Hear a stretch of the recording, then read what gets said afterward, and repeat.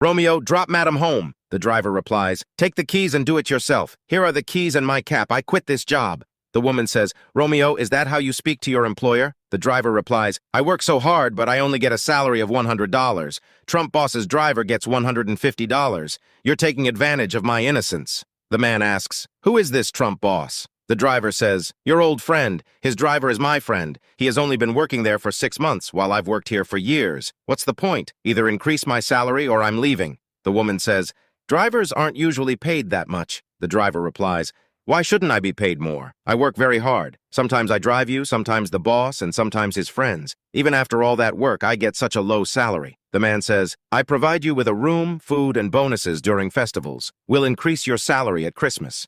The woman adds, "The boss already does a lot for you. Along with your salary, you get food, accommodation, and bonuses. Just wait until Christmas." The driver replies, "If you'll pay me $150, fine. Otherwise, I've received an offer from another company." The woman asks, "Which company?" The driver says, "What's in a name? They're willing to pay me more." The man replies, "We can't pay that much right now." The driver says, "Pay it if you want. Otherwise, I'm leaving. Think carefully before making your decision." The man says, "Fine, it's your choice. Harry, wasn't someone from your village coming here to work as a driver? Call him."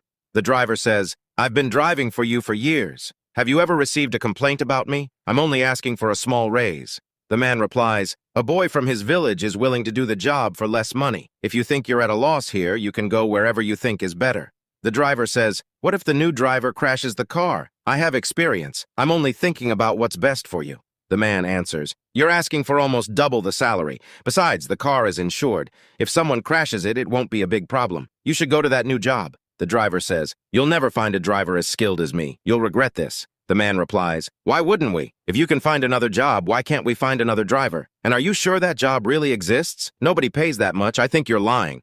The driver says, "Why would I lie? You're about to lose such a talented driver." The man says, "That Trump boss you mentioned was transferred to another location. The company took back the car they had provided, and his driver lost his job. So how could your friend be earning more money? Stop lying. If you want a raise, just ask for it directly. Don't create drama. If you want to leave, go ahead. We'll find another driver."